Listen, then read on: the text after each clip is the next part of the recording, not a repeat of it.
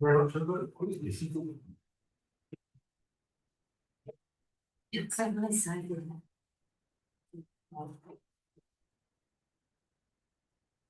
Welcome to members of the public. Maybe one. Before we begin business, can I ask you to stand for a minute silence for Maurice Short, who was 3 times mayor of this council, as we see all this was.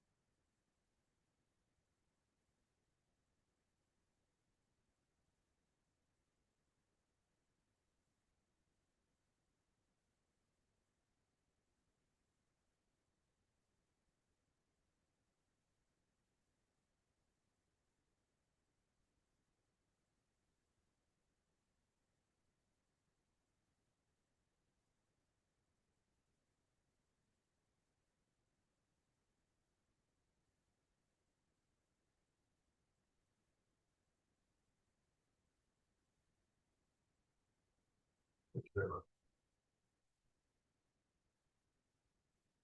Maurice, this funeral was quite a rousing affair, with lots of really good hymns, ending with the damnus that we march.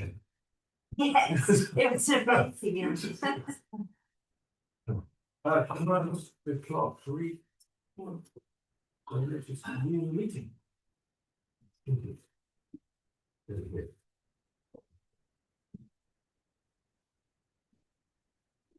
You're hereby summoned to attend a meeting of the Sevenoaks Town Council to be held in the council chamber on Monday, 20th of April 2026 at 7 p.m. Right. First thing is public questions. Are there any questions from members of the public? Councillor Stratford, would you like this?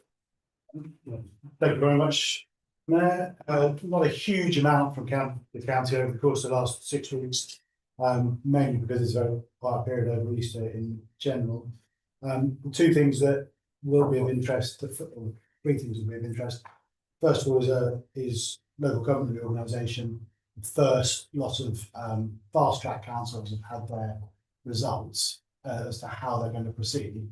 And broadly speaking, the government has chosen smaller geographies with fewer people and more councillors than we had previously thought.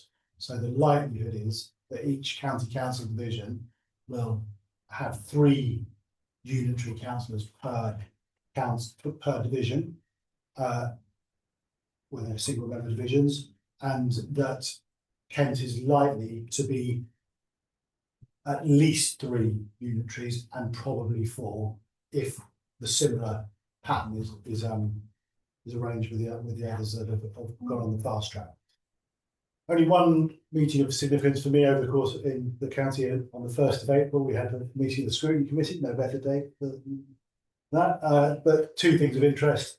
First of all, the winter has seen a very sharp deterioration in our roads. You probably feel it every day, but it is existential. It is factually true and been proved by the paperwork that came before the committee. The administration's position is that it has just signed a new 15-year, 50 million or 50 billion pound contract over 15 years in order to be able to deliver better, more efficient pothole filling, and that is the line that they are currently holding. But there has been over the course of the 5 years or so that I've been there, and the overall condition of roads has gone from about a 600 million pound deficit to about a 900 million pound deficit in terms of potholes. But this winter was particularly bad.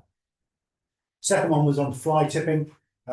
Papers and there's rather better news on that. Even though there are many more incidents of fly tipping, they are being caught at greater rates and being prevented.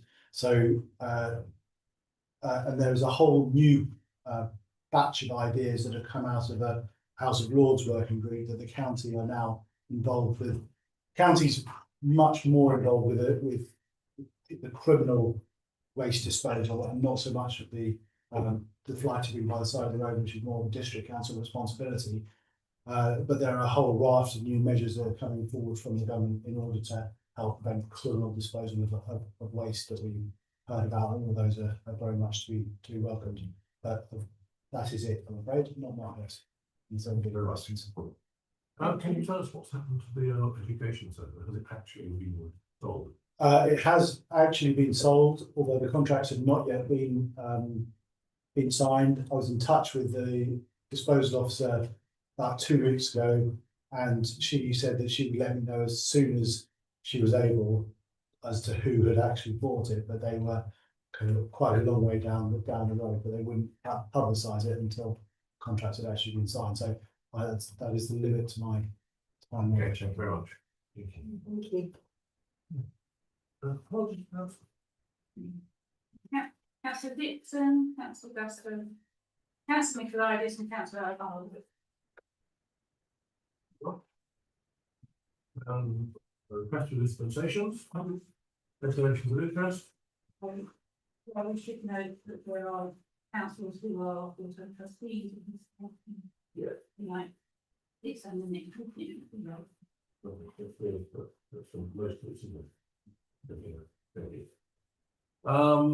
Minutes of the meeting of the town council held on the 2nd of February, we have in front of you.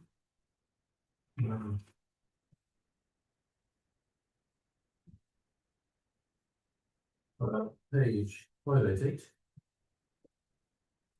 589. 590. 591. And then Sevenoaks Town Council strategy, which we approved at the last meeting. Can I move from chair? Those are accepted as correctly thought, all those in favour? Thank you very much. Okay. Now, would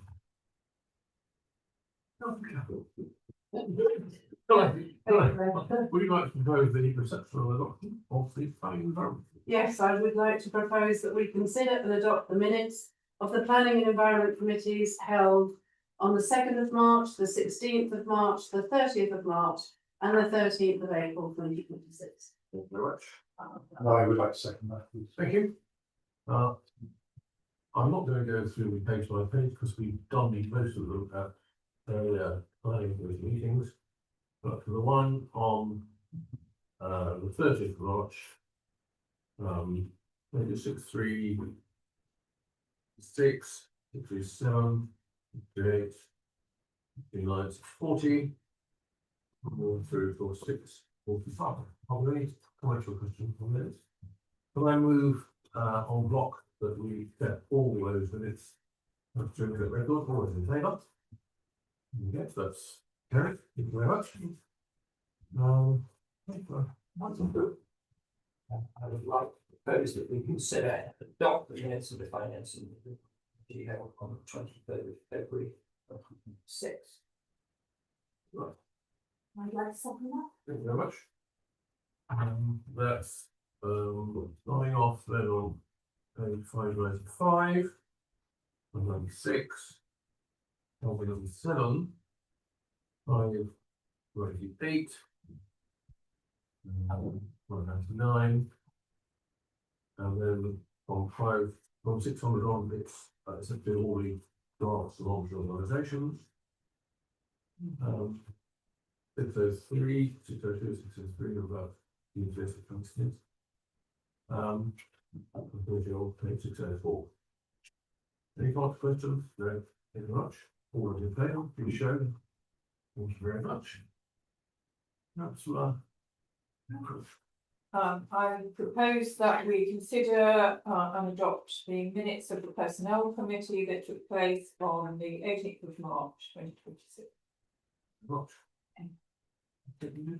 Would have something. Thank you very much. Page 629, 630, and 621. Any points for questions? Nothing straightforward. All those in favour, please show. Thank you very much. And yes, carried. Thank you. Right, so Okay. Okay. Like to propose the Community Assets Committee, Open Spaces Committee on the 23rd of March 2026. Please consider. Thank you. Seconded. Awesome. Thank you very much. Thank you. Thank you very much. Ronald? Right, page 632, sorry. 633. 634. 635.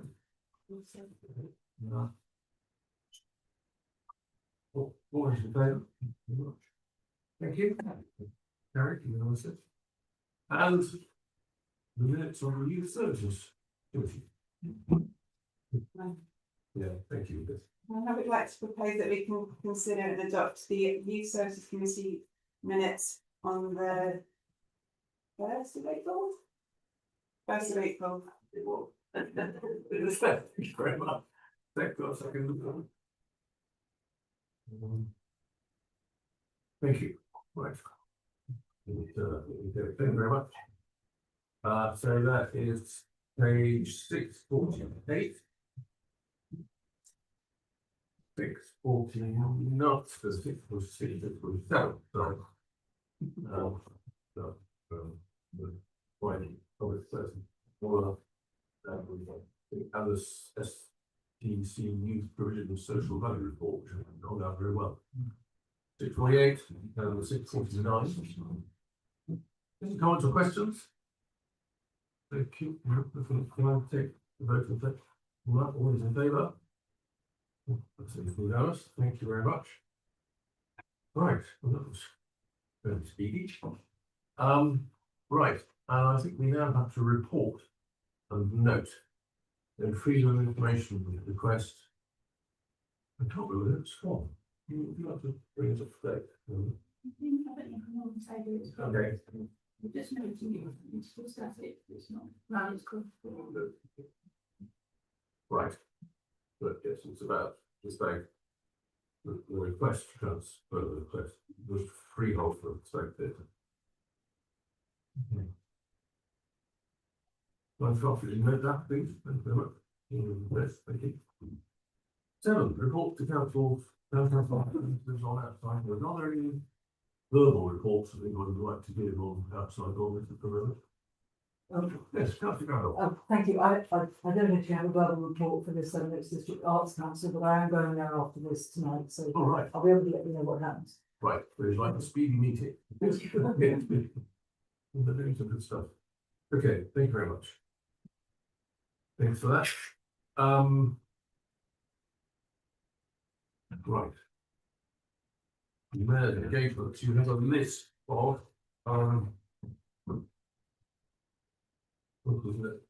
Up to the 8th of April, 164 events that the mayor has been invited to. So I'd like to take this opportunity to thank everyone who has there, but everyone who has substituted for it, meetings that I haven't been able to make in the depth that I haven't been able to. I think we've missed quite a lot. Quite often the invitations that come in are not accepted because they're not particularly relevant. The ones that we have been to, I think, have been useful. I just like to say thank you to everyone who has helped me fulfill all these engagements, effectively representing the town, not just the council. I'll thank you again. I'm going to feel happy. The expiry of my term, 3 weeks from now, maybe. So thank you very much.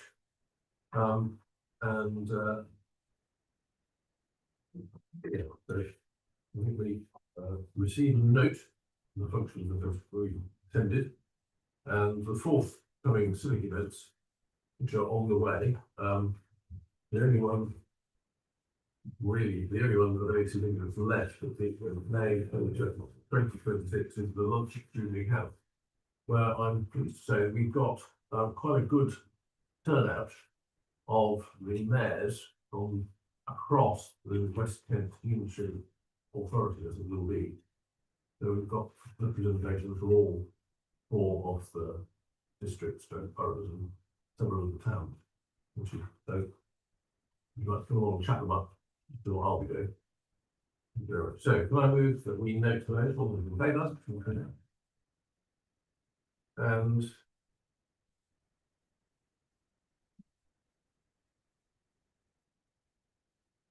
does anybody consider anything appropriate for the press release, or would you like to leave that for the finance committee? I think rather than main meeting of tonight's discussion, we'll leave that for later.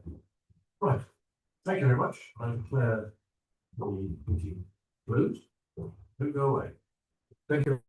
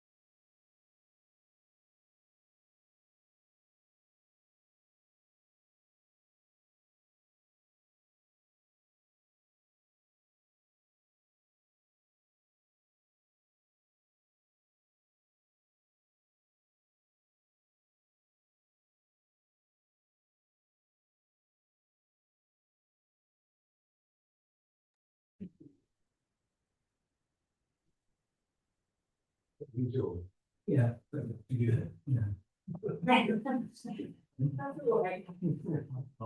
By central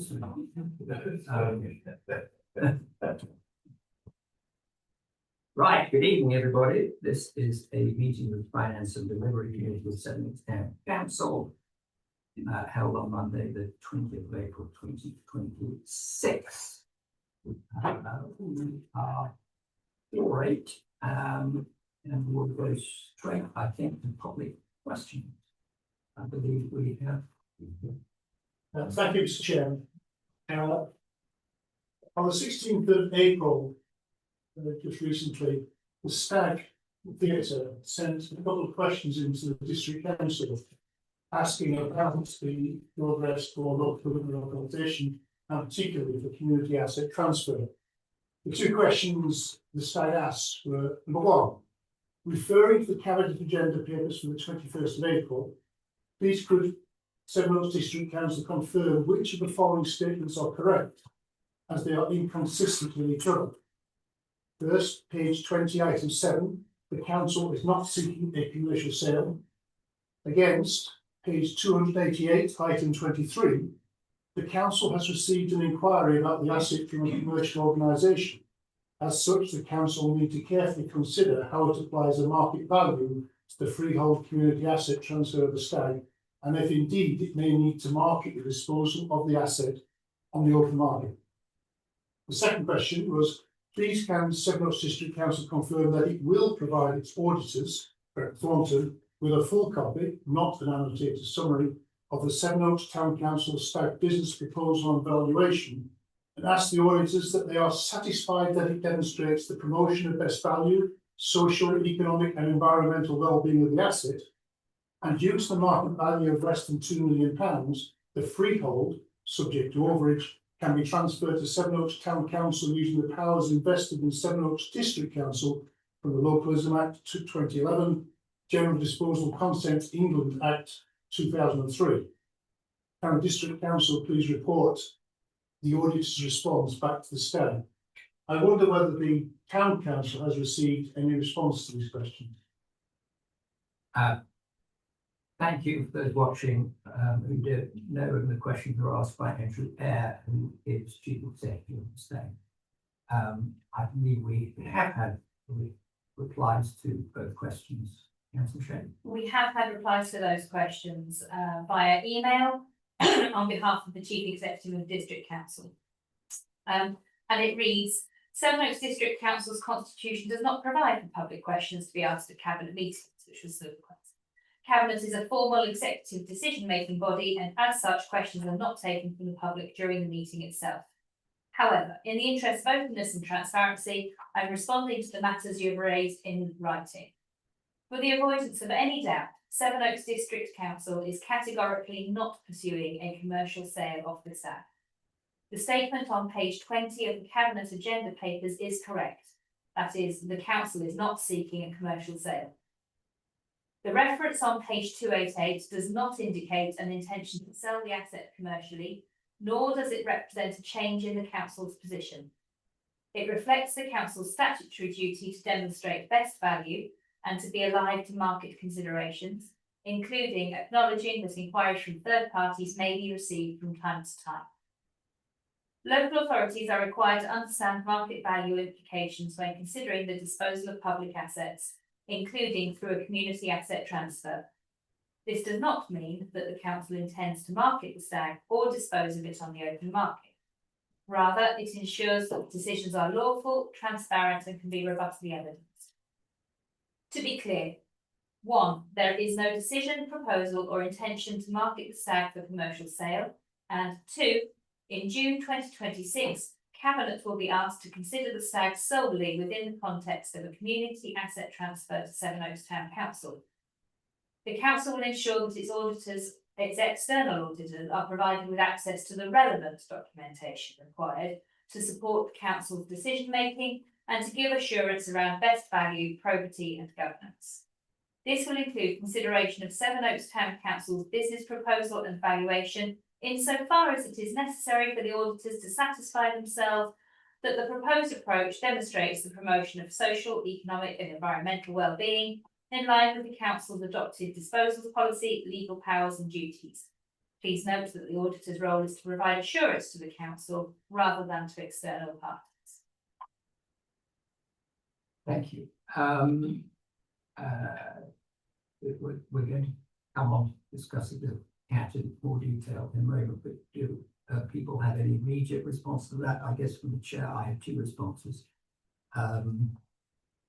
which are that question 1 is not answered. It's not even slightly clear to me why, on the one hand, the council is saying it has no intention of commercial sale, but is delaying consideration of the transfer of the stag freehold because it's been approached by a commercial operator and may need to seek other bids for the stag. They've said that explicitly, so the 2 statements are completely incompatible. And in respect of the second, again, we'll come on to this in more detail in a minute, but there seems again to be no commitment to full disclosure around discussions with the auditors. They're merely saying that, well, we'll give information to the auditors that we think may be relevant. And my personal view is that neither question was answered. Do other councillors have any comment? Yeah. Thank you, Chair. Did they miss it in their response? Do they refer to other bids in their response? Other cat bids or other, Other bids to the same, other commercial bids? they refer to. I'm sorry. They don't refer to the offer that we heard, which we read in the finance committee papers that they had received. Not explicitly. So the finance committee papers refer to an approach by an operator and also to the potential need to get third party bids. This answer is not. Does not That's address It's not that. addressed. Thank you. Thank you. I'll come back on this, please. Okay. Any other immediate comments on that public question? As I say, we're going to come back to the cat in a moment. I think the comment towards the end about the auditor's role being to provide assurance to the council rather than to external parties is not one. We wouldn't expect them to say anything else other than, you know, their auditor is answerable to them and not to us. But the role of the auditor is not to tell them what to do, but rather to validate it as it goes through the process and ensure that no errors are made, but not to give instruction, which has been a concern for me going through this in discussion with the district council about the advice they've been receiving the audit, which is being treated, I think, as very black and white. Yeah. Your question. What we got? Do we have any evidence that the district council has attempted to supply the auditor with best value case for the transfer? I haven't seen any evidence of that. But my understanding, having asked and finally received a response, is that what has been provided to the auditor is the redacted, shortened version of the business case that was supplied to the council internal committee some time ago. So there is a shortened version that has been forwarded to them, but we don't know what is in and what is out of that. So, and there's been no assessment of best value within that. There has been a forwarding of this redacted version, but no assessment that says we think it provides or we think it doesn't provide best value because of this and this. There's no standardised pro forma that we can see for making that assessment. Okay, but again, we're going to come back to all this in a minute, but specifically on these two questions.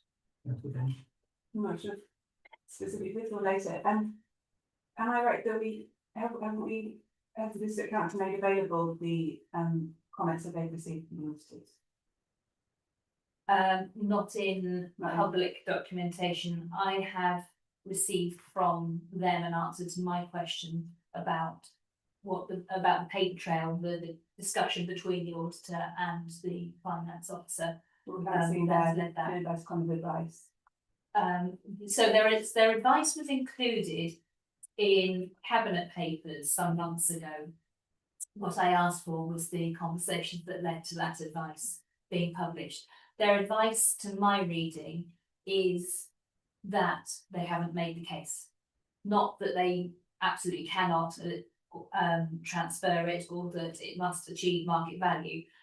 The letter that was put in those cabinet papers is very clear that the case isn't made and the auditor cannot sign it off in its current position. They don't have enough information to be able to say one way or the other. And that the district council needs to be able to demonstrate that best value and that it is the right consideration in circumstances and that case isn't made. Thank you. We're going to come back to discuss all of this. In the, well, Okay. so with your permission, we will do apologies for absence. Do we have apologies for absence? Apologies from councillor Dixon, who substituted councillor Canning. Dispensations? Other than for councillors who are trustees. Yeah. Well, that dispensation of conflicts in. It's dispensation, you know, it's so one front. And the case We are aligned. declarations of interest. Nope. Minutes of the previous meeting held on the 23rd of February. Any comments? If not, can I propose that we would adopt those all in favour? Thank you. Right, I would like to bring up the agenda, since we have just been discussing this, we can carry on. Since we have an interested listener with us, the community asset transfer agenda item 9, which we got on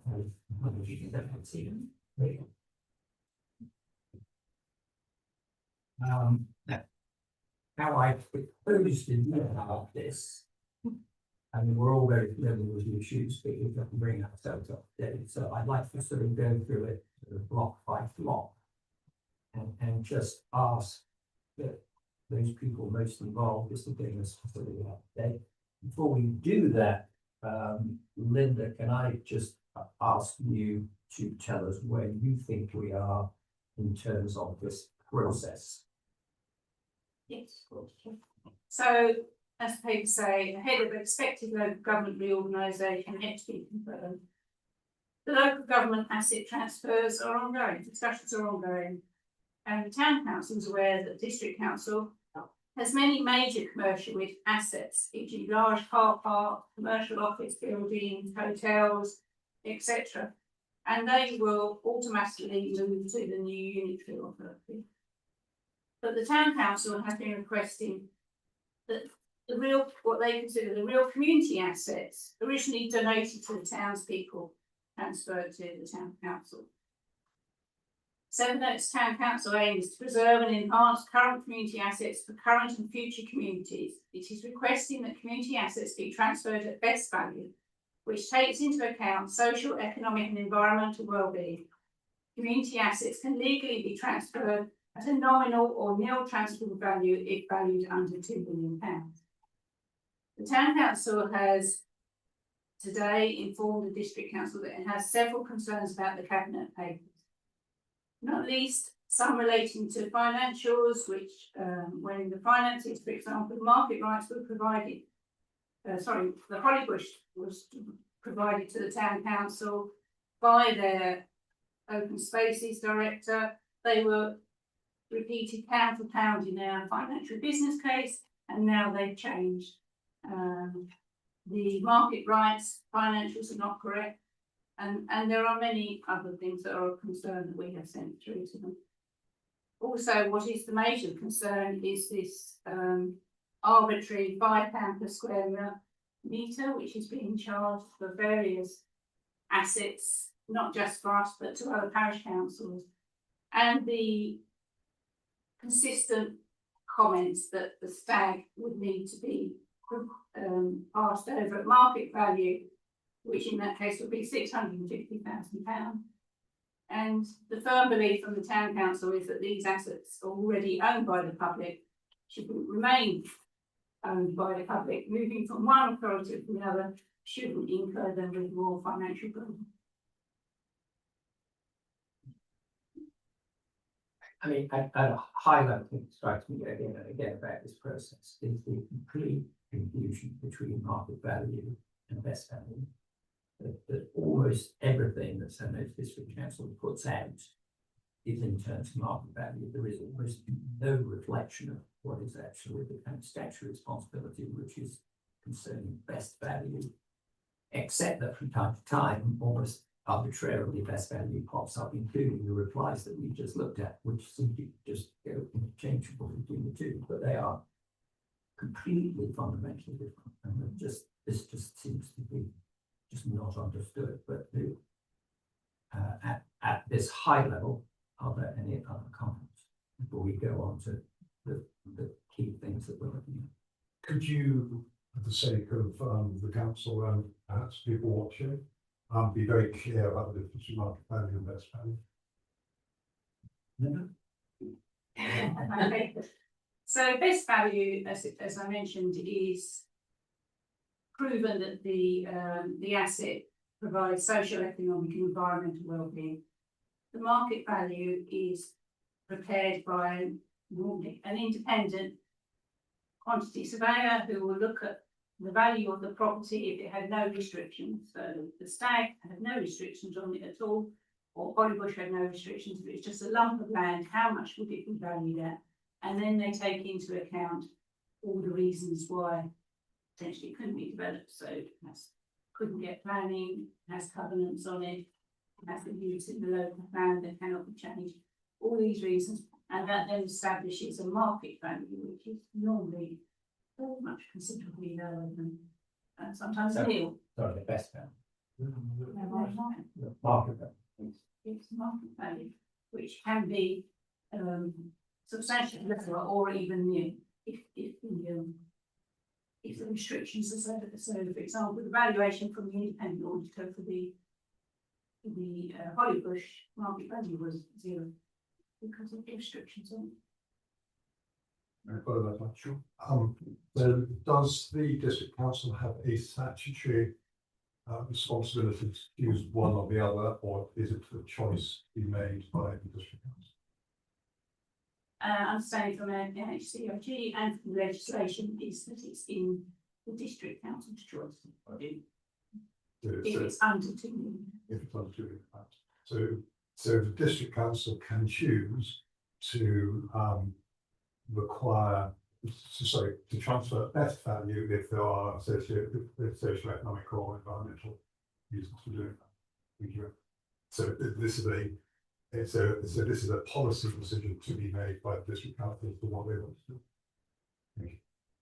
And it seems that the district council has consistently ignored that. Takes no account of that. Yeah, and it's just worth bearing in mind that for the last 40 years, the district council has taken the policy decision that the best use of the Stag site, which it has owned for most of that time, or it did supported the organisation that did own it. The best that has been the best use of the site is as a theatre, cinema, and art centre. And they have no return, they have no expectation of any return from the site over the whole of that period. In fact, they've invested chunks of money in it without the expectation of a return. So it has effectively been valued by the district council at nil. There is one other bit of terminology that floats about in this, which is a legislative term of best consideration. And if the council were disposing of assets commercially, they would be obliged to seek best consideration, the highest return they could, the most appropriate return they could for an asset. But when disposing and seeing that that it will deliver social, environmental or economic benefits, it is legitimate for them in law for the best consideration to be undervalued in order to deliver that social, economic or environmental benefit. And in those circumstances, the best consideration, as Linda said, can be as low as nil. And if that undervalue is less than £2 million, they can do it without needing to seek extra permission from Westminster. If it were only 2 million, which none of the assets concerned here are, then if the undervalue is more than 2 million, then they need Secretary of State consent. But there is a general disposal consent to allow it to go if it's under 2 million. So I think this is really, really important to be so that we're really clear in our minds. Notwithstanding what Councillor Kate has been saying about the situation of the last 40 years, which is obviously clear, it is of course open to the district council to change its mind if it chooses to. but that's the point. This is a policy decision being made by the district council to decide whether or not to dispose of the stag at market value or at best value. That's a decision that they are making, and it appears that they have not yet made that decision. Is that correct? My understanding is that decision hasn't been made. It has been deferred in case the stag until June. Yeah. We now know because they are considering the further information, evaluation information coming out of that external approach as far as buyout payments are concerned, and deferred to tomorrow in the case of the other assets, the 3 remaining assets that were put to the finance committee at district council as a proposal that they should not be transferred, but that has been deferred to cabinet's decision tomorrow. And I suppose just while we come in, Chair, there's a third option which is not to transfer. So the choices that the cabinet have got is either not to transfer or to transfer at market value or to transfer at best value. Yeah. That's the decision that we're making. Thank you. And fair to say that all of the papers that have become publicly available refer to market value. There is absolutely no consideration of benefit. And that's the whole of the order. That's why everything. Yeah. I think that's absolutely right, Chair, that there hasn't been that evaluation of the value that any of these assets would hold in social and economic and environmental terms that would warrant them staying in local hands, in local management. And that is the question really at hand, is that this is the request from us and similarly from other parishes for assets in their areas is to ensure that these super local assets remain in local management, local hands, ahead of the sort of centralisation effect of the unitaries being created. Good. Right, and just to note that we have written to the district council with our concerns, just illustrate factual inaccuracies, inconsistencies, and all sorts of problems with the papers that they are using. We have not had a reply to that. I would just add to that, but we also asked for a liaison meeting with the district council to happen ahead of the cabinet meeting tomorrow night. We wrote to them over a week ago asking for that. It's a meeting which normally happens on a very routine basis once a year. We asked for an exceptional one to take place so we can have discussion. There have been contact points along this route, but none of them I would describe as a negotiation at any point. At no point have we been sat down around the table saying this is the proposal, does it work, doesn't it work, how could we improve it? That simply hasn't happened. There have been occasionally information flows, but not a negotiation. We've asked for this meeting ahead of cabinet, and there has not really been much of a response except to ask why we wanted to meet, which seems fairly self-explanatory, but it hasn't happened. The meeting now tomorrow night seems incredibly unlikely that we'll be able to have that discussion before the cabinet meets. You may be aware, district councils here will be aware, we are not alone. Hertfordshire Parish Council have sent a letter about the charge which is proposed to raise people that stay on the parish. And I pointed out that the money that they're being asked to pay their expenses is outrageous. The letter has been deemed confidential by the district council, despite the fact the only public information in it is the amount of money that Hertfordshire Parish Council themselves published in their accounts.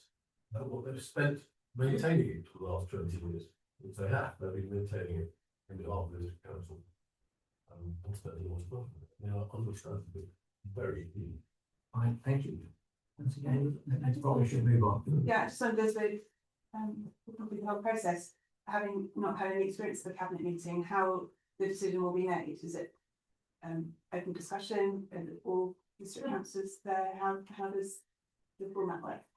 The cabinet is 6 members of the district council who meet in open session and work their way through their agenda. They do invite questions at the beginning of the meeting from members, but not members of the public, hence our discussion earlier.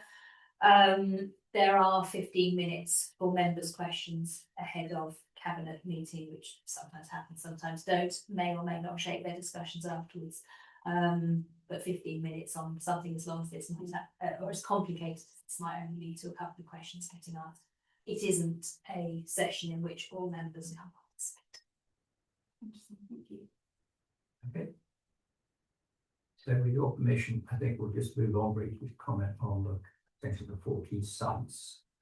We've already largely discussed Stag. I've got the information in the papers with which we're all now very familiar. So the only thing I think that I will add, as we know, we wear my chair hat, the Stag initiated a petition, help from Andrew and others, just to remind us of all this petition says. We call on Sevenoaks District Council to release the freehold of the Stag to the Town Council and continue access to the loading bay at no cost using an overage clause to secure its long-term interest and ownership of the local community.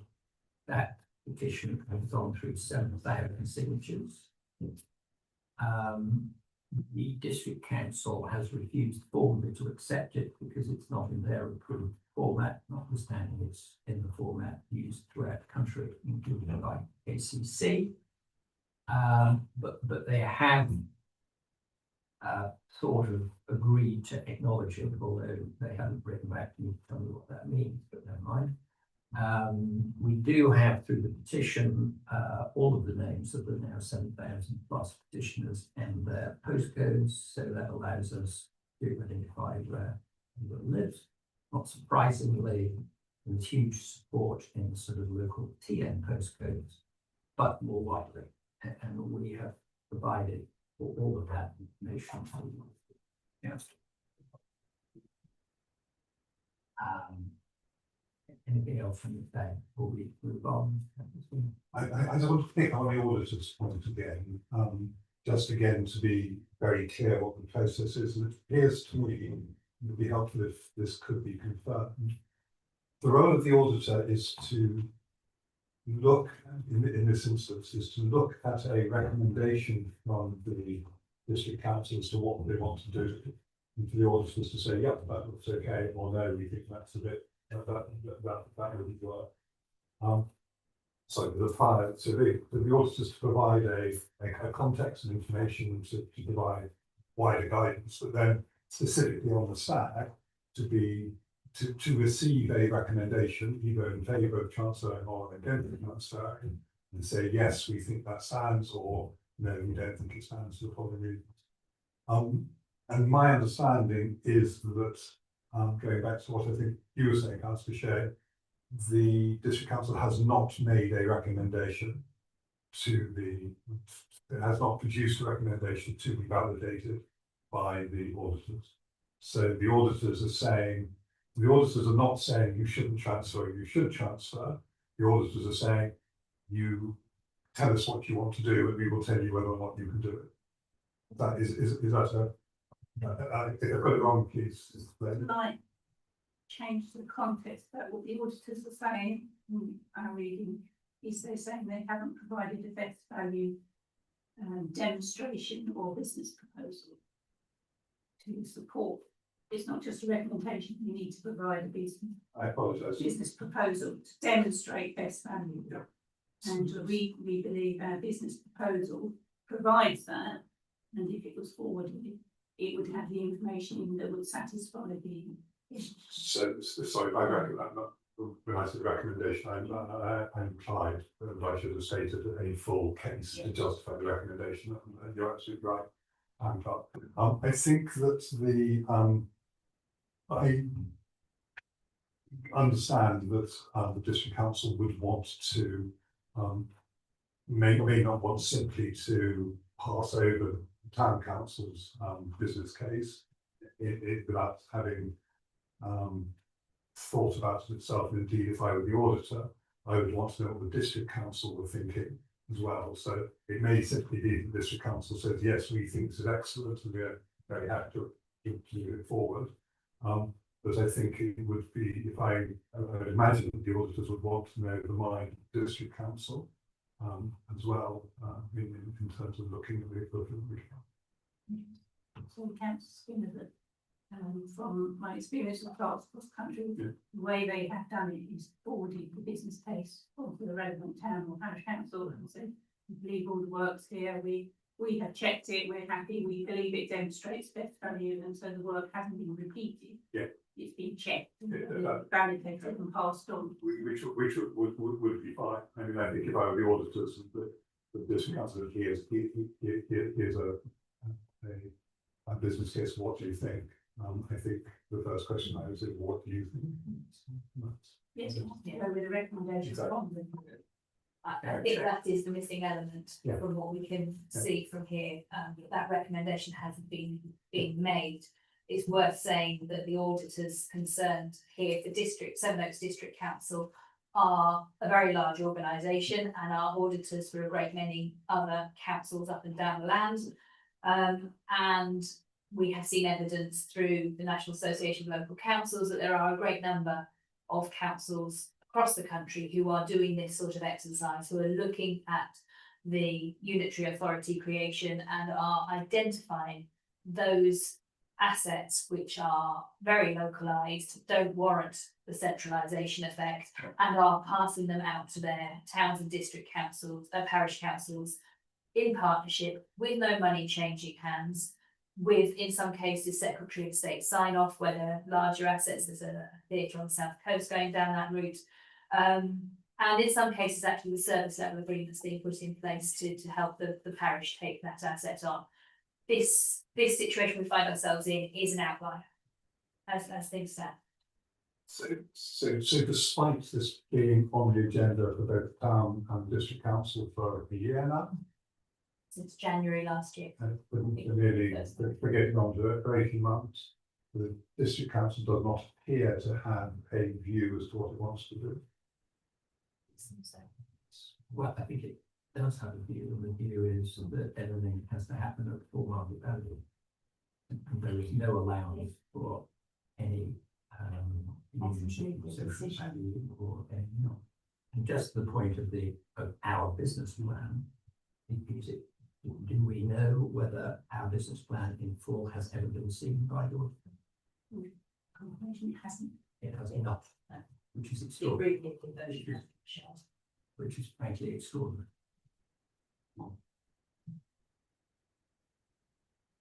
Okay. Do we move on to Hollybush? You would like to summarise where we're at? Please. Okay. So again, we've submitted a comprehensive business case for the Hollybush Recreation Grounds to come to ownership, which is the only playground in town and recreation space that we don't look after already. There's an obvious synergy there. And it was bought partly by townspeople and partly gifted to the townspeople some 120 years ago almost. So this isn't that extraordinary really to ask it to be retained by the town. The valuation that we provided to the district council, as the department's already said, was a nil valuation because of the level of income and the outgoings required.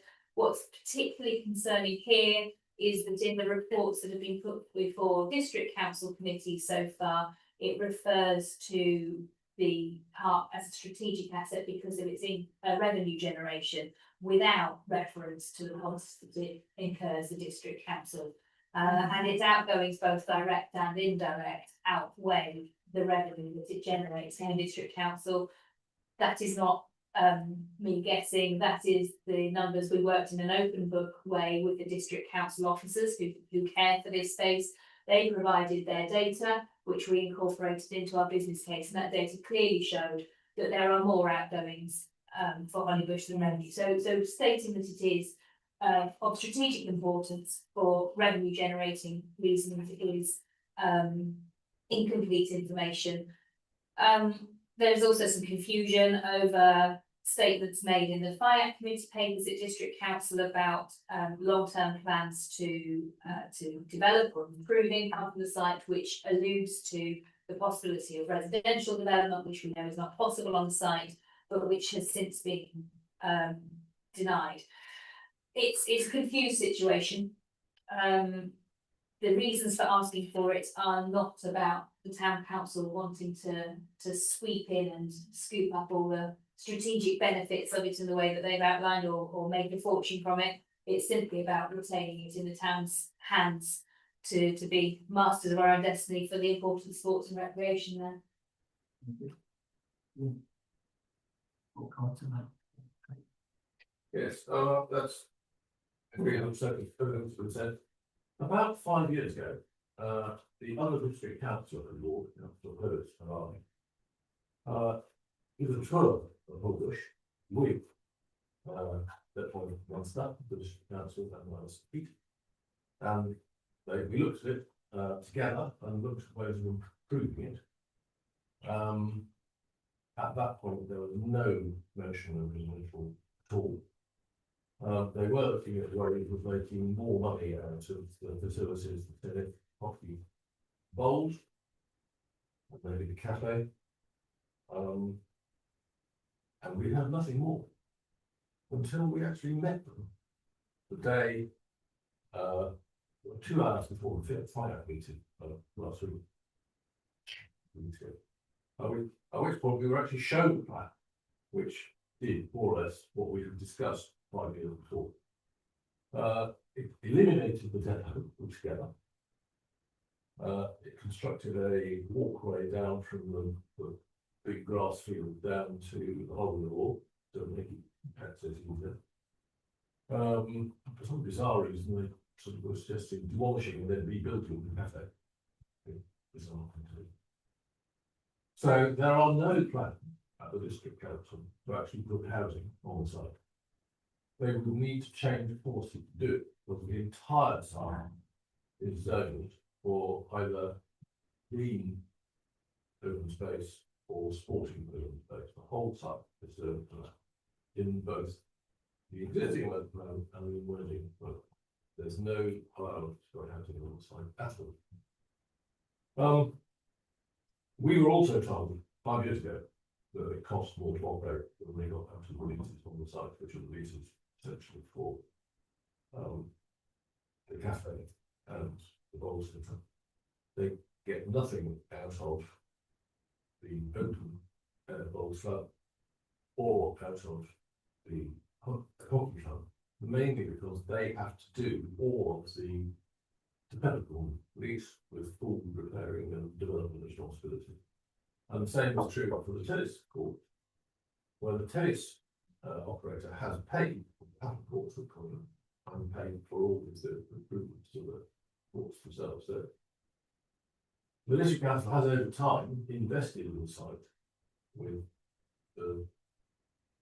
all the pitch and with the bowls indoor ball club, both of which was a way to make money and never ever made a penny in terms of return to this council. So I mean, I think that the line that they could make money from the district council is for the birds, because they never have. And the idea that you make money out of the rep is just bonkers. Yeah. And we wouldn't expect to make money out of the rep. Even with investment in sorts of things that they have done.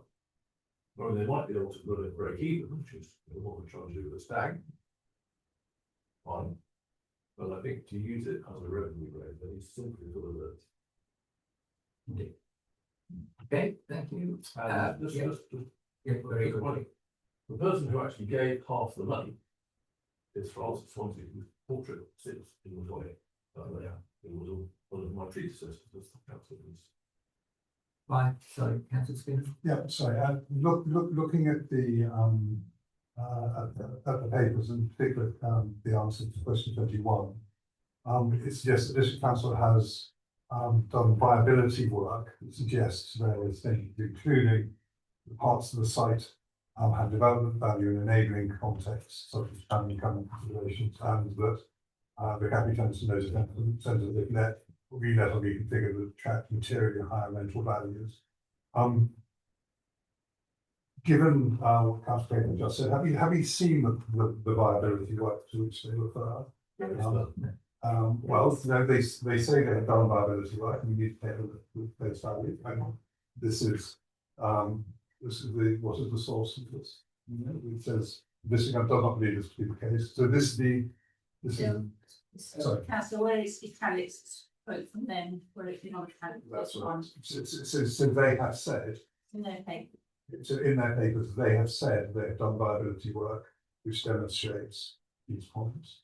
And that was not shared with us in the open book working that we did with them Right. on their data to allow us to build up business case. Right. And The only thing that they talked about which looked remotely credible, was the proposal to charge for car parking. so, but this suggests that there's been detailed viability work, because if you look at their conclusions from that, you can draw those conclusions from the back of an envelope. You would have done that properly. Have we asked to see that viability work? Should we ask to see that viability work? And could we say? Yeah, you can certainly. I think it would be really helpful to do that. It's in the papers. It's really important. Because as I read it, and that is the basis for which they are not looking for a transfer. If that was not there, there would be a transfer. So this viability work seems to me to be crucial to the district council's case.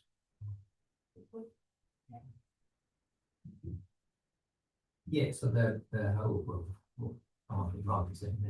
their whole approach to these public assets seems to be that we can make a lot more money out of them. You know, that statement of the capital tenants and leisure elements, if relet or refit, would attract materially higher rental return. They have said this. They've done work to suggest that that's the case. We are sceptical. I agree. But we should certainly ask to see the work that they've done, and indeed they should share that with the wider public if they're proposing to not move this forward, because that is the basis for what they're looking. Yeah, which takes us on to market rights. Probably you would We, council members, and I did ask if these plans could be shared. And we were told no. Sure, without any good reason. Good. And we also pointed out that whatever the plans were, Sevenoaks District Council will not be in existence long enough to execute them. All of this is true, but let's ask them. Yeah. Good, Mark. Again, we know kind of where we are. Any? Well, the one thing that I did quite like is I received from Billy Wesley, the other people who received it, a very powerful statement on behalf of the traders, who's speaking on behalf of all the traders, and pointing out that local management is by far the best way of managing the market, and describing the disaster that happened when the management of Sevenoaks had been compared to a national operator. Disappeared over the horizon without paying bills, and have done nothing to support the market traders, and no investment, no marketing or nothing. I think that is a really important issue. My concerns with the papers that have been presented to the cabinet and Fiat. The market is described in some bits of it as a charter market, which is deserving of a premium value. It is not a charter market. The market has never been a charter market, nor a market. And the right to operate it depends on ownership of the land in which it's down. I think nothing more than that. Yeah. So the valuation of that is quite fanciful. And of course, like Pointbush, It was bought by the Urban District Council in 1925, or what today would be about 45,000. That's what was paid for it. Today's money. 453, remember this? So, By councillor. On the valuation, the district council registered the market value with land registry only a couple of years ago, 2023, and they registered it at a value of £10,000. And in putting together our business cases, our independent valuer has valued it at £15,000. In the papers for the Finance Committee at District Council, without any supporting evidence, they've stated that it could be worth as much as £100,000. But there is no explanation on papers as to how that is derived. Verbally, the officers talked about the potential value increasing for the unitary authority in the future if they had control over the market rights over a multitude of towns across a wider area. Evidence and history, and indeed Billy Wesley's letter today, shows that running it commercially hasn't worked out terribly well in the past in Sevenoaks, and we're seeing it elsewhere in the district at the moment. But that in itself is not enough to warrant, in my view, valuing it at £100,000, so 10 times what they valued it at only 3 years ago. It's an extraordinary difference in valuations that is without evidence. Not setting that against the fact that this is a market town, and the market rights have belonged to the town for many, many hundreds of years, and it needs to remain a market town, which the town can control its own markets. Okay, thank you. Last one is the horse field. Okay, so this refers to the horse field that is currently leased to riding school for the disabled. This is particularly close to my heart because this particular charity was one that I supported when I was mayor. During that time, discovered quite a lot about the organisation, which is one of huge social value to the community and the wider community here, of particular and very long standing in existence. So I understand that the land came into the ownership of the district council in 1927, and it is operates as a sort of natural barrier and a green belt area in the local Sevenoaks. So yeah, I think it would be, I think as stated here, it would be a tremendous shame for this not to be retained within the town's control. And if the riding for the disabled did decide at some point they no longer wish to use it, then a particularly appropriate use would be, for example, allotments. Given the expansion of the town, we can envisage greater demand for allotment space, which it potentially could be used for. Right, any final comments on that? Just one again on valuations. We were asked as part of our business case in our instructions from district council to supply an independent valuation. That's what we've done for all of these assets. And the independent valuer has returned a value of £25,000 to £30,000 for the site, but the district council has put forward again, without supporting evidence, an unrestricted value of £350,000 to £500,000. The differences between these two valuations is absolutely breathtaking, very hard to reconcile without having hard evidence to support both positive theories. If you sold it for housing, maybe, but it can't be sold. It's flood zone 3. It's got horses on it. It has a planning policy for it to become allotments. Should it not be needed for the horses? It is fantasy. Can I just ask a bit, is it designated for housing with the emerging local plan? it has been put forward for assessment for housing, and it is to be taken forward in that assessment. We've objected to it as town council for the same reasons that we've just talked about, but it has been put forward as it was in the previous version. But a third of it is flood zone. Can you put protection of the triple SI sign as well? All of that is in the mix already, yeah, absolutely. Okay. Another bit. Right, any further comments before we move on? Just one from me, if I may, which is that another thing in the instructions to us in putting forward these community asset transfer requests was that we needed to demonstrate public support for the requests. And I think we've shown that in spades, actually, for all of these assets.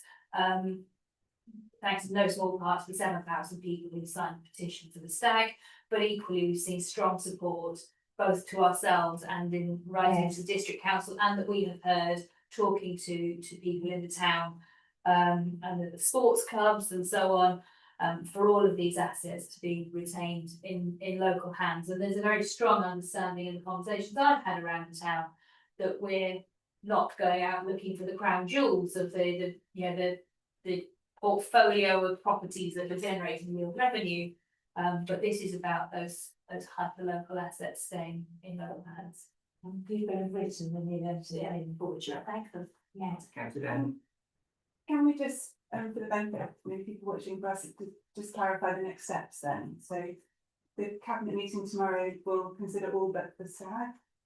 And is that open to public viewing and the cabinet meetings, and people can watch it if they want to? And on the back of that meeting, presumably they will then come up with a proposal with valuations, and the town council can then decide. Next. I have a recommendation to make in a moment. I will ask the Before I question do on that. it about the openness of the meeting. The cabinet meeting tomorrow is a public meeting. The gallery will be open. And it can be viewed on YouTube as well. It can be both live streamed and held open on YouTube for people to watch back at a later date. So people can absolutely engage with that meeting. They won't be able to participate in it, unfortunately, but they absolutely can be there if they want to be. And watch it and hear word for word what is being said. Thank you. Final. Could I just ask, there is merit in people turning up and making the candidates aware of the strength of feeling in the town. At the risk of community assets, which have been, in the case of Hollybush and the market, bought and paid for by Sevenoaks Town residents, and in the case of Stag, largely built by the voluntary work of Sevenoaks Town residents, which is worth many times more. You actually think about the hours of work still into Stag. It is, not just millions, tens of millions. And the idea that those should be given away is outrageous. Most people understand that. What struck me, which I was about 2 more points, what struck me in the marketplace on Saturday was how many of the people I spoke to came from Hilton, from Borough Green, from Orpington. They come to Sevenoaks because we've got a market, and they eat coffee shops and they go to the shop. This is something that is valued across a much bigger area, even though it's a very small market. It is pleasantly traditional, I think, and good value. And the same is true. I was invited to go and speak at the inaugural lunch of the Old Club, the Admiral Rolls Club, and we have also had vigils for people in the room. Well, they come from outside Sevenoaks as well, and they come to Sevenoaks because we've got these community assets. I would, just for the matter of interest, I don't know whether we're probably going to make these FAQs in detail, but I would like to suggest, but under the market one, you put on something, an extract from the letter of support we've had from the traders. People forget. People think that the traders are here today, gone tomorrow. No, they've been here. In fact, the two longest serving trains have been here longer than almost any shop in the high street. 40, 50 years. Yes. I mean, hard put to find a shop in the high street that's been here that long. They are a really core part of the economy of the town. Fine. As soon as they kind of point out to complete this, once the decision's made by the cabinet, is that the decision final? Is there any? Well, it's a very good segue into recommended resolution that I would like to consider. Would you like to read that? Please do. We clearly have just a multitude of concerns about the process. So, the proposed resolution is as follows. Sevenoaks Town Council have serious concerns about Sevenoaks District Council recommendations for community asset transfers, which are due to be considered at their cabinet meeting tomorrow evening. The Town Council had hoped to have a liaison meeting to discuss these concerns with the District Council. The Town Council believes that the recommendations do not reflect the best value for local residents and what is best for the community in relation to economic, social benefits for their well-being. The proposed charges for land arbitrarily set at £5 per square metre and potential market value for the stag at £650,000 is one of the serious concerns, as the funding of these transfers will fall directly to local residents to pay for assets already owned by the public. It is therefore recommended that if Sevenoaks District Council does not agree to handing over the following community assets: stag, Hollybush Recreation Ground, Horsfield, Market Rights and Shambles, at nominal value as per legislation, Sevenoaks Town Council will use all avenues and resources available to contest this in the best interests of current and future generations of Sevenoaks residents. It is hoped that other parish councils whose residents will be similarly impacted will join us. So that's a recommendation I would like to put in the chair. Is there any discussion? Or are we happy to adopt that? So just in terms of plain English, rather than say as per legislation, they as allowed by legislation.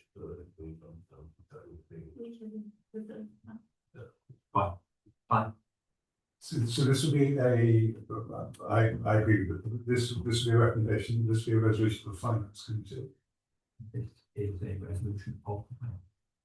And would it be, and would we be asking the Town Council itself to be supporting? I think you can do this under delegated powers. I think the bids were made on delegated powers. You know, if you go back through a paper trail, it was to pursue this, so it's just. So I think that's really helpful. So we can do this under delegated powers. So this would be essentially a resolution of the Town Council. That's really. Yes.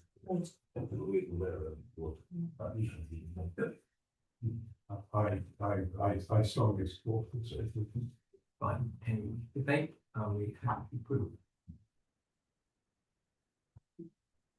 Thank you.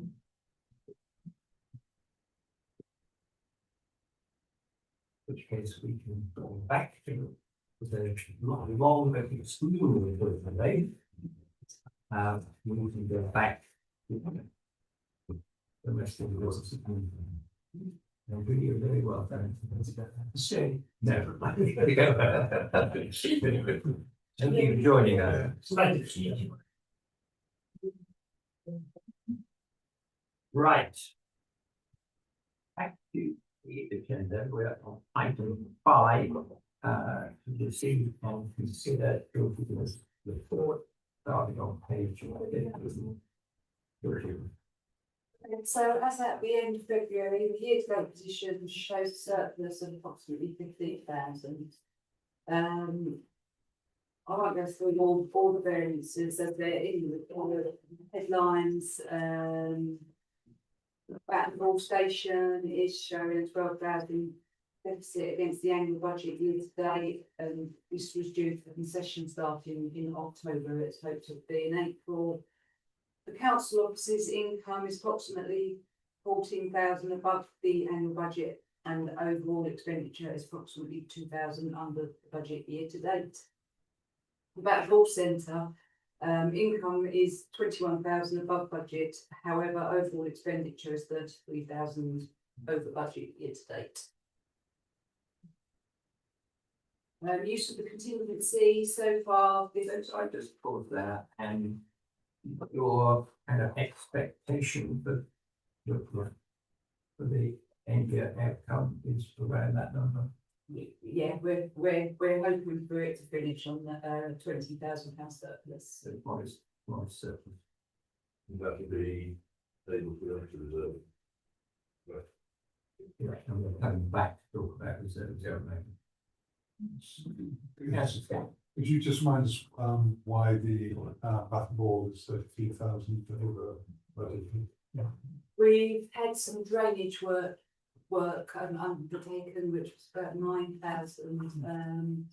So that's a big chunk of it, and it's the maintenance costs. But where it's getting a bit older, well, not old, but we're learning more about the maintenance requirements. And so this is so that's yes, this apart from James cost, this is the one-off for the budget for next year. Needs to be quite significantly high. Has been for this new year, but I think also you should recognise that if the income goes up, and quite often that's due to more bookings, and so the expenditure will go up as well because that's being staffed. You know, that they are aligned to each other as well. But that's actually very helpful because if we take 9,000 out for the drainage, it's rather than so that's helpful. Thank you very much. Okay. Anything else? Day to day, so would you? So you've spent so far as at the end of February 13,830 of the £62,000 contingency. The prediction for the end of March is that there won't be any more spent on contingency. Outstanding debts, there's a few allotment payments. Some of these are allotment holders that aren't renewing, etc. Statutory balance, the total assets to the end of February 2026 are approximately 2,704,000. This is a decrease of around 306,000 from January, and the general reserves have increased by approximately 13,000. And one of the investments was recalled from Santander and reinvested into an Investec 3-month investment. Right. Any questions on any of that?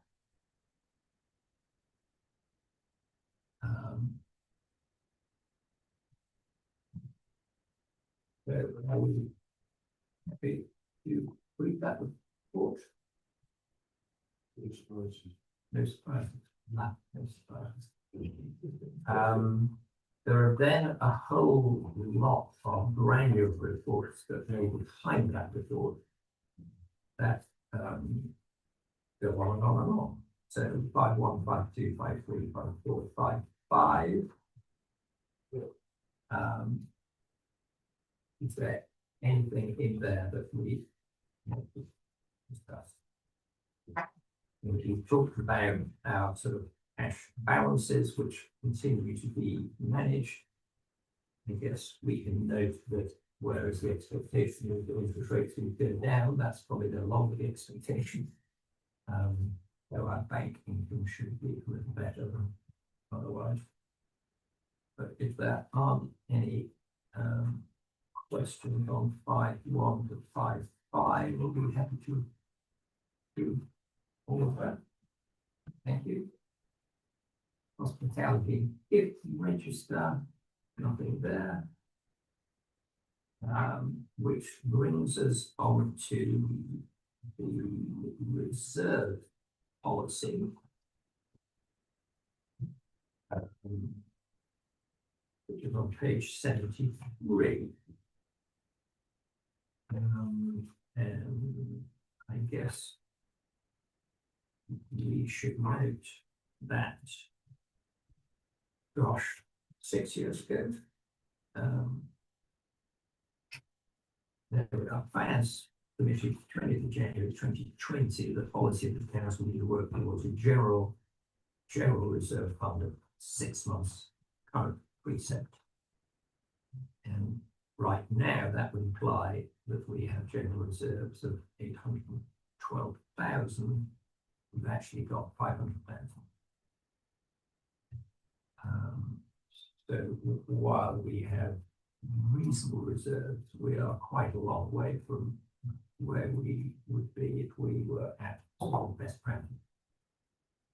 Which puts in context comments that have been made about how well capitalised we are to spend money on things. Councillor Chair.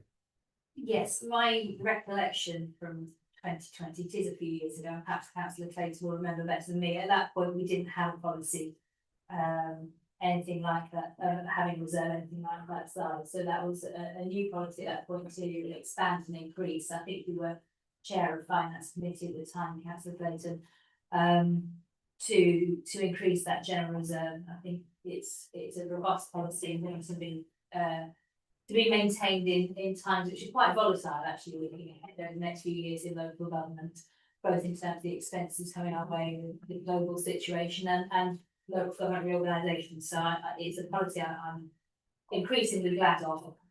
And I endorse that, except to notice that we have 300,000 draft at the moment of where we would like to be. If we're increasing by 20,000 a year to get there, it would take us 50 million. That suggests to me that one of those numbers ought to be. I don't think it's sensible for us to say this is our objective, it's going to take us 15 years to get there. So I think we should either be increasing our reserves or our annual contribution reserves or rethinking our policy. So my question is, what is the reserve situation of other equivalent town councils around the country? Are you Best practice advice is to have 6 months. best practices? Not everyone does have it. But And also you have to bear in mind, of course, if the precepts are going up, the differential becomes larger. So a few years ago, this was nearly there. yeah, and then suddenly, but having a policy of the council that we want to achieve this, but it's going to take us 15 years. Feels to me. We have agreed at previous meetings that when there was more clarity over community asset transfers, we would revisit all of this in the sense of what will we be asked to take on, can we afford it, what are our revenues, and have that long-term discussion. Because these discussions are so drawn out and so uncertain, it's rather difficult to have that. But I think in the near future we need to at least start that process, and the suggestion was that would be Councillor Shea and I and officers would start to think rather more blue sky, how do we keep this place on a really sound footing? I think that's really helpful. It's worth reading this in context of public the FAQs published by the district council about the community asset transfers, which suggested that because we had these reserves, we can afford to take on assets at commercial rates, and that is absolutely not the intent behind having this reserve. So the district council, I think. Okay.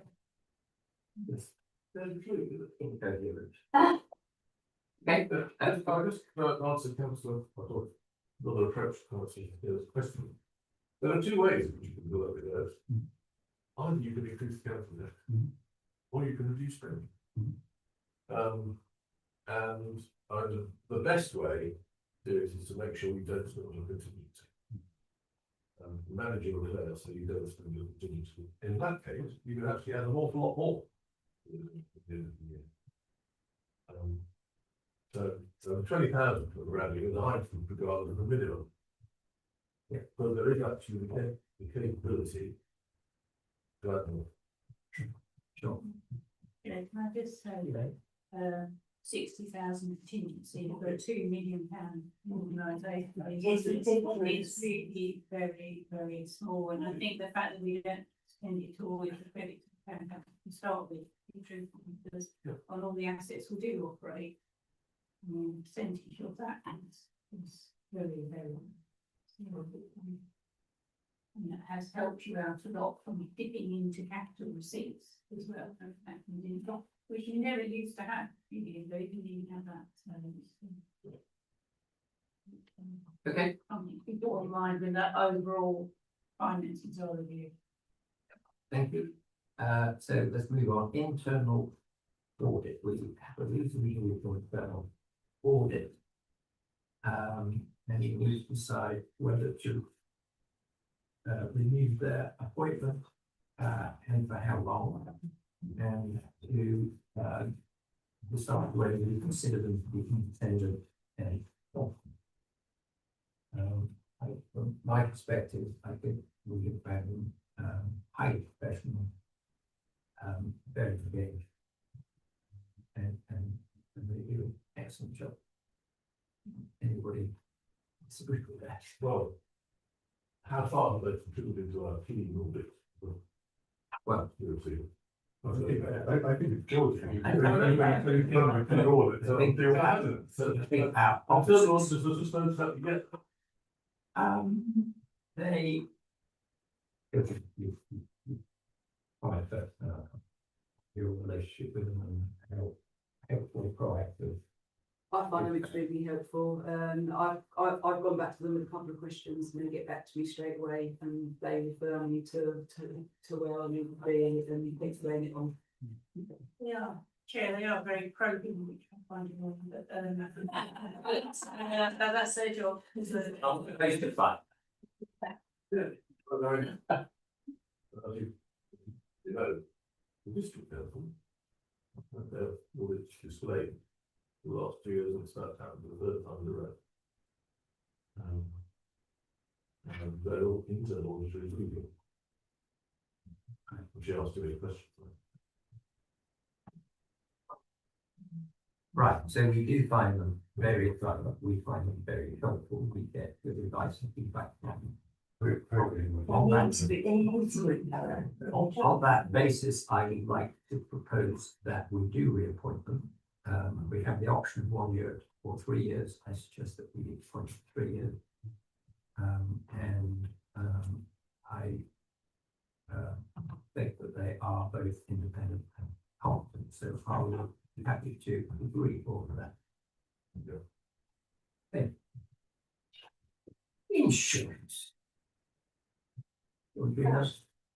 Yes. Couple of insurance. General and motors.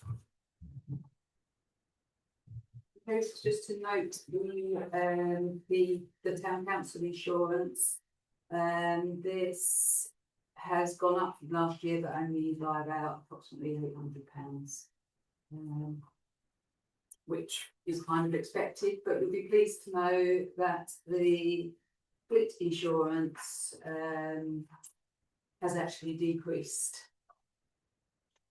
by about £1,000 from last year, and that's due to our better claims experience. One policy up, and then the other policy down, which in the world of insurance seems acceptable. Anybody agree? Disagree? Who is the silent soldier? Which 85, we're ensuring the silent soldier, but then You have the metal figures.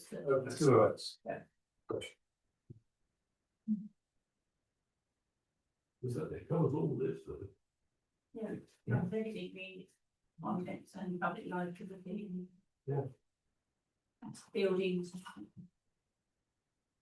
Okay, so we have to note that Yes. Thanks all. Right. So.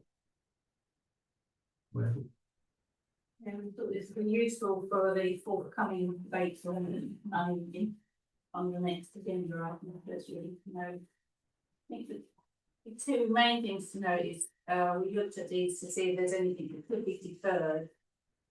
And so to keep them on the projects, but we're aware that, I think in cash terms, the green link feasibility and the additional £10,000 for the 20 mile per hour could be used for something until it's popped up, so we're talking about that in a moment.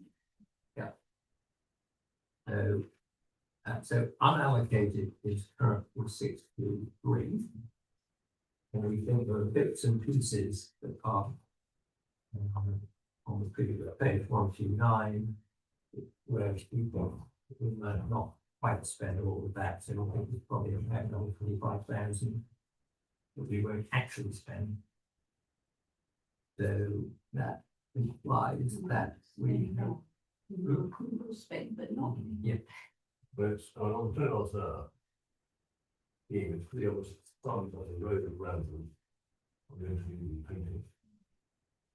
Also pretty clear that there's a need for additional signage in all roads. But where our compliance is pretty poor. It would be quite nice for them just go the last put into it on the 6. If you go that's fine. they absolutely refuse to do it. We've got very bright yellow lines, that Holy Bush Lane one, definitely yellow lines. Okay. Yeah. Right. So that leaves us on to. Well,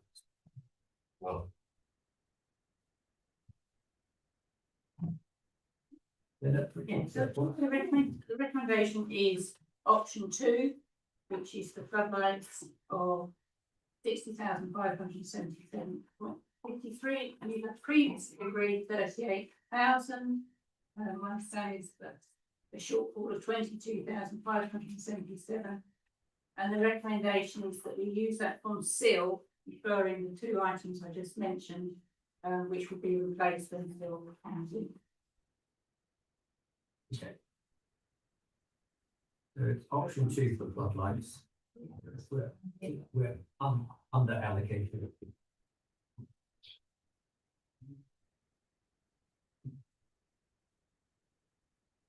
So May I ask why the bids came in so much higher than the? First of all, we had no idea these were installed 30 years ago. We went out to tender, we had absolutely no idea how much they were going to cost. And these are improved on what we had originally tendered for, that the lights will be new as well as the columns. hey, are we on these emails will say we'll go for life. They can be lowered. Right, okay, and a 5-mile system is good enough for the club. This is an improvement on what they've got. We had the liaison meeting last week and they were very, very good.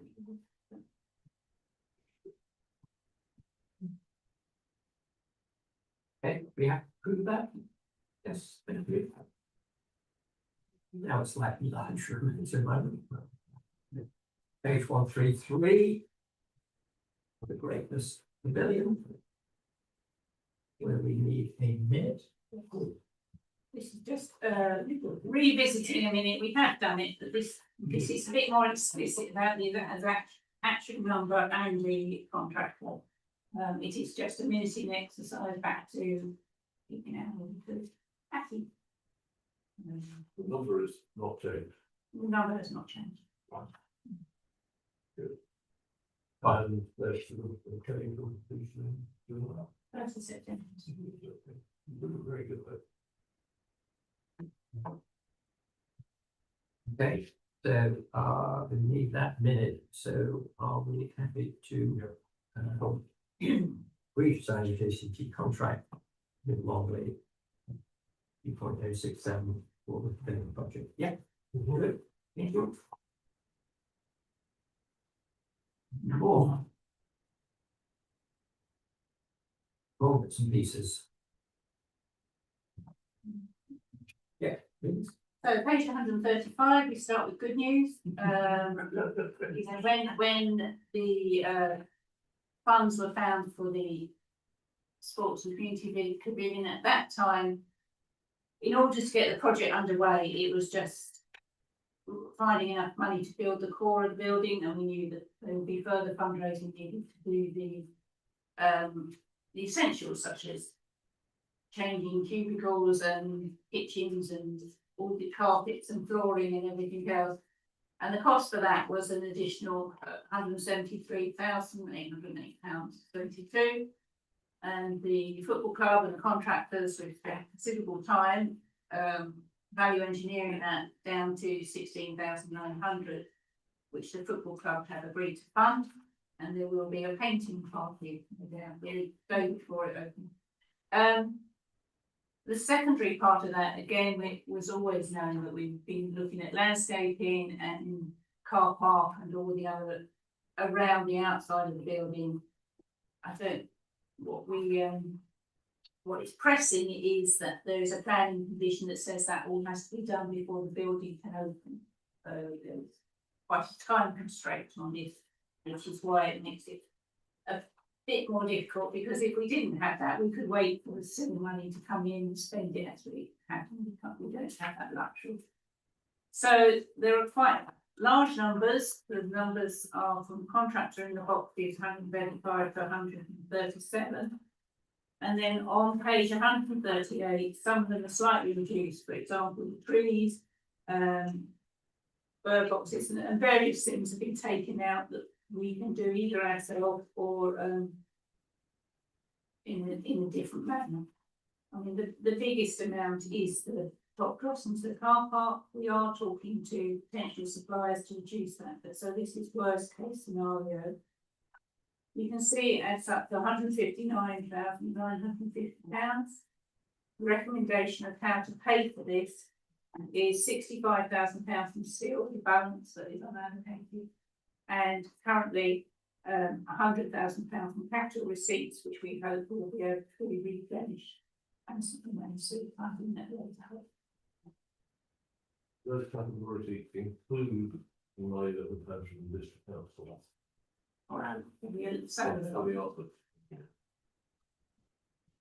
The capital receipts will be healthy, will be healthy. Yeah. But we will be dipping into it significantly to get this done. But instead, the chief is having a conversation with people, see if they can help. Two things, if I may. First of all, huge thanks for making it possible for this building to open, fitted out, because it's going to be such a great asset to Northern Sevenoaks, especially, but the town more widely, and all the players that use the club. And it was a necessary evil, but disappointing that it was going to open with it just being shown for upstairs, and to know that the building can be completed is superb news, I think. And thank you for all the time you put into doing that. Yes. Then on the externals, again, this is clearly a large amount of money, but will make such a difference to the overall success of this scheme and its delivery as a completed project, rather than yet more work further down the line. I think it will be welcome that it is completed at the same time. Even if it is being done because of planning conditions, and as not being able to stage the planning and finances, where if we can find a way to do this that doesn't tie our hands behind our back, I think it's important we do it if we can. Can I just note, this is a mother alongside the rugby pitches. Very good example of town council investing in the assets of the sport. And as a demonstration of the value of transferring assets to the town council, I think this, and what we're just seeing in this rugby field, is really clear. Definitely not making money out of it. But we are treating it as a community asset and investing. Yes. And I think that is extremely important. A question. In fact, couple of others like that, we just point out to the improvements in local obvious were rather minor compared to what's going on in the greatness, which is pretty sure. Good, but just thinking about where we will be when all of the projects are finished. What I don't understand quite, I understand that we've got capital receipts of the £300,000. Got a capital receipts of total we've got another great possibility project for 90. What I would like to understand is, once you've spent this money and you've completed, is there anything that we get back through the grants processes from the great possibility to come back into the capital while they will just disappear? That will net off. The greatness company then will go to zero. Yes. But the only ones things that we got on the lines on what's going to be paid in the area. Section 5, the area report. The only capital reserve that we will have left are 339, which is all in line with 3 receipts minus what we just said. Right. Yeah. Oh, yeah. Okay. Yes. Right, moving on, item 14, this is just, yeah, I was not sure how to right. We didn't vote on that, Chair. I'm sorry, Bert, who did I vote on that? Oh, yeah. Right. 14. Sorry. Then we want to put very briefly. Well, it's a bit of a sorry tale, really. The street light needed repaired. It was hit by a van. The town council received the insurance money. All was going well, and the UK Power Network were booked to come and replace it. Unfortunately, a very well-meaning parishioner stopped them from doing the work. Literally used their car to stop the work taking place, and this meant the works were aborted, but you still get charged for them. And so the street light still needs to be repaired, and we don't have the insurance money anymore to pay for it. And the residents association very much want the street light repaired. The resident Yeah. was away and a neighbour, for some reason, became concerned that this was unauthorised and strange things were happening, so intervened to prevent the work. I'm afraid I would be inclined to go back to the person who did it and ask them for money. What happened? He's made no findings, so the resident, the street light is on his driveway. He hasn't made up his mind whether he wants to replace it, remove it, or move it slightly to the end of the driveway. I think what the problem with the neighbour was is he knew that the owner, he wasn't sure how he wanted to proceed with it. He has since came back with no final decision, asking if he could pay in instalments if he were to undergo the costs. Sorry, but you said the costs for relocating it, so part of this is about the location of the light, isn't it? And its position related to the windows. It's very, the relocation is very small distance. It's not relocating it somewhere else off of his drive. It's still on his drive, and we don't know whether that will be acceptable due to no investigations about the services underground. So we don't know if that's going to be possible yet. Oh, right. So the costs that we're talking about, are they differentiated according to whether it stays in its existing location or gets moved? If it gets moved, it may be more expensive. Well, we don't know that. But we don't know that yet because the resident hasn't given me a definitive answer on how he wants to proceed. But it is our light. It's our light, and yes, The wider residents feel the need for the light. Yes. yeah. So the light is valued on the street. We are responsible for like, and we were going to replace the light, but could. Yeah. And it's not the fault of the resident that it got damaged, but, yeah. And had there been discussion about the options set out here on page 150 about you know, do we remove it, do we replace it, do we relocate it? Had any of those conversations come up before it was hit by the delivery van? I think it came up when you originally took on street lights, that I think each road was asked whether they wanted to take on the cost of the street lights. You would have removed it at Yeah. that time, if I think- remember I rightly. think that was the residents association who said they want, rather Yes. than the individual who's applying it. Yeah.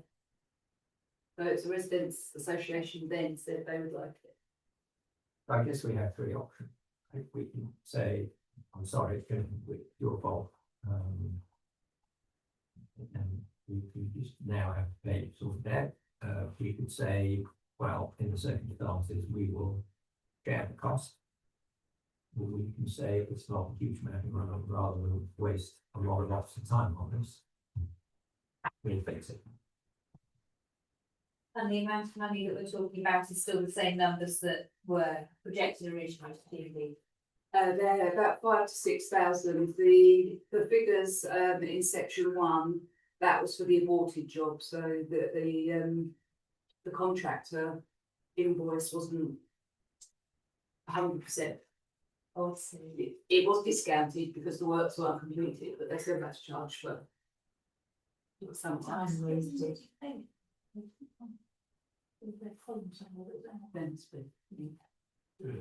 need to pay for it again.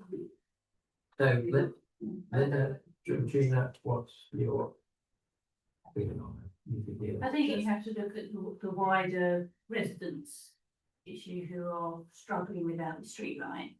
And I think it's through the winter that I think the residents association said it is quite difficult for them, and it's a very unfortunate set of circumstances. I think we just sort it out really and get it done, get it ready for next year. And perhaps all these people not to be so public-minded, spirited, and be very expensive. For any members who don't know, Heathfield Road, it is a shortish unmade road, not a through road, with allotments at the far end going down alongside the railway line.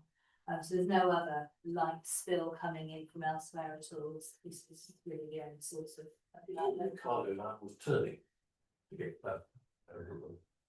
It is By, you know, we usually walk. Right, does anybody have a problem with that? If we're going to pay for this, I do suggest that we write to all the associations where we hand it over and say, if you interfere with our maintenance or replacement operations, you will be required to pay. Because we cannot do this again. Seriously.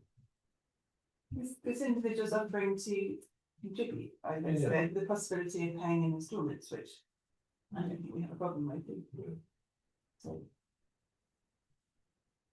Can we leave it with consultation with general finance?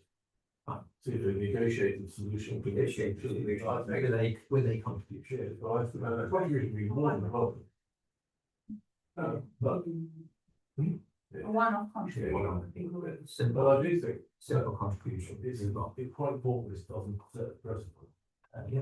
Because we cannot have people stopping work which we have to pay for again. It's just not on. Unfortunately. Okay, are we happy with that? Proposal? Thank you. Nearly there. Voluntary organisations, we can have one application. By Kathleen Drinks. Sorry, can you skip to item? Item 15. Oh, sorry, I skipped the no.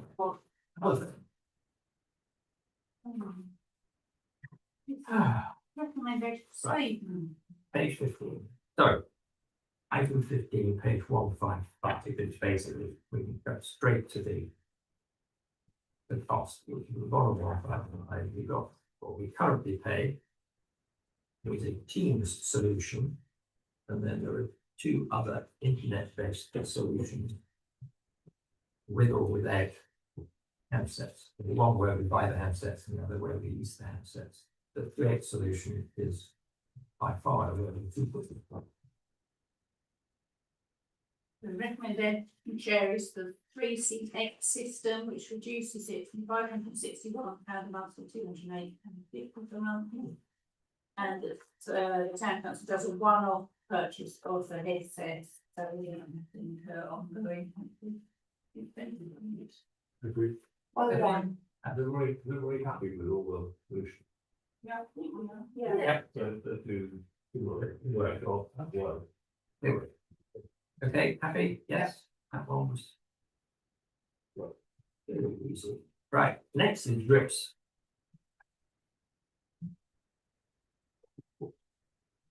Where they're asking for £500.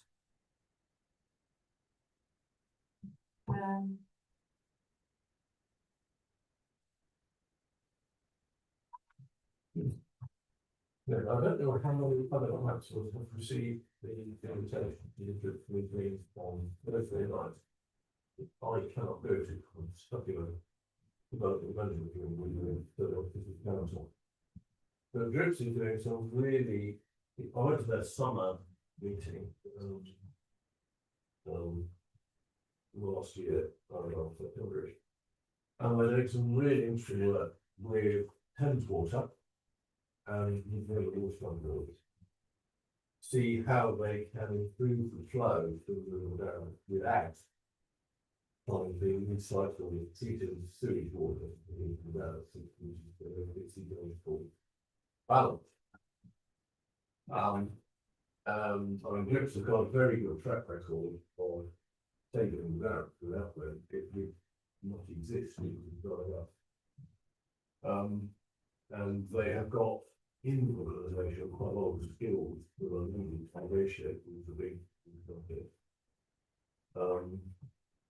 And it's a very constructive relationship built.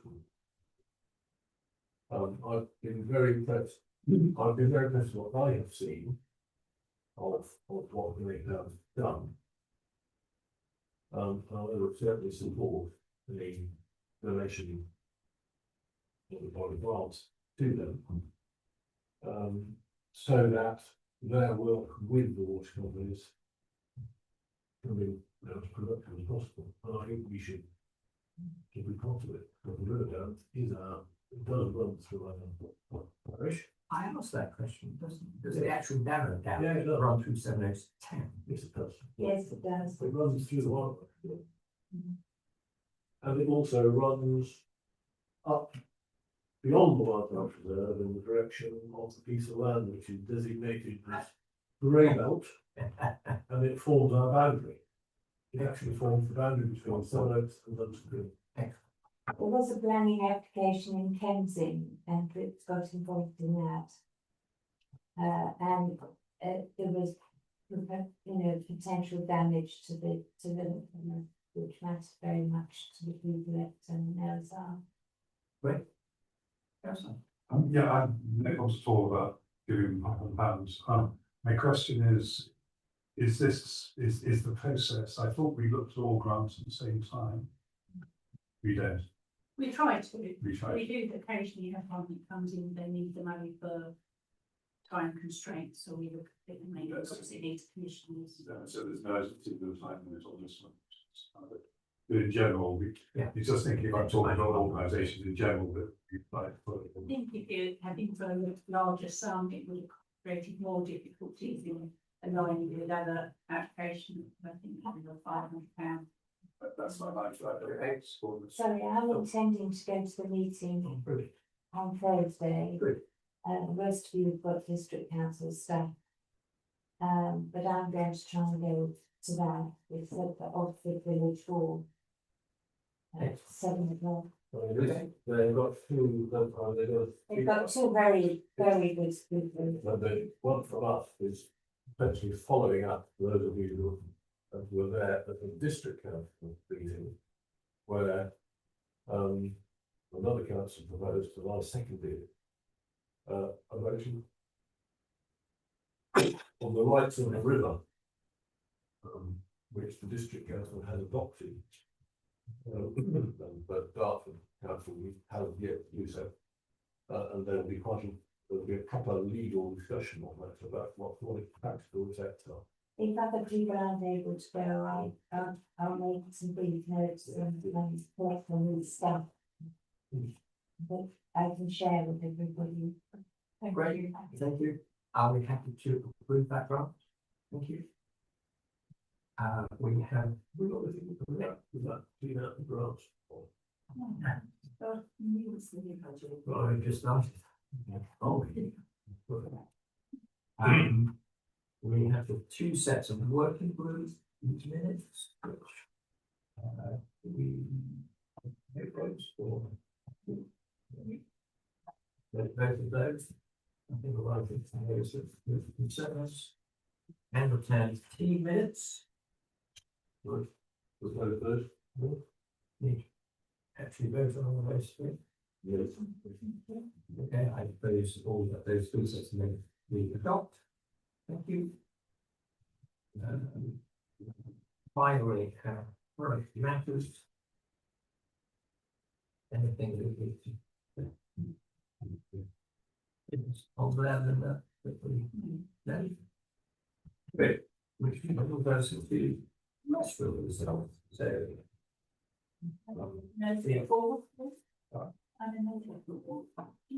Yes, indeed. So the first one is drips.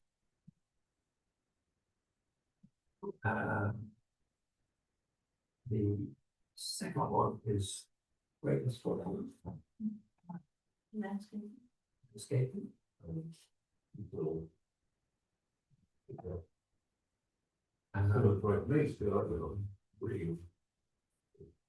Yeah. Next one is rugby. Lights.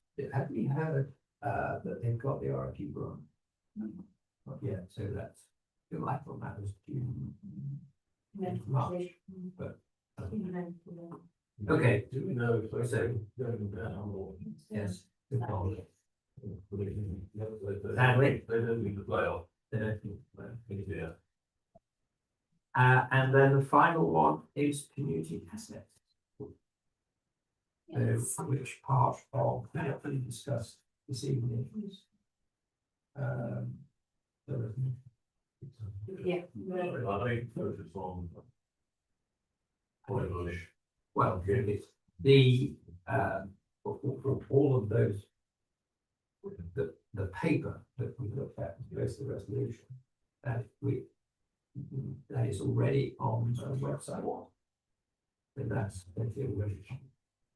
But the resolution hasn't. The resolution. Done that, and that's important. That we get that into the public domain, that there are avenues to be pursued beyond this, and that it's not just us, it's the other parishes as well. And this double cost to us and to others is unacceptable. Thank you, that's the word I'm looking for. Right, yes. So just on the most recent resolution, would it be possible for that to be put out on social media as early as possible tonight, so it's available, so it's out for cabinet, so people are pretty aware of it. And then the second point was when we're talking about both Great Nest Pavilion and the rugby pitch, if we could highlight the fact that this is us investing in community assets. Absolutely. Very good point. Good. So we happy with those four? Thank you. Yes. Thank you. We can close the meeting. Thank you very much. Thank you for a very well prepared meeting. Oh, that is drip.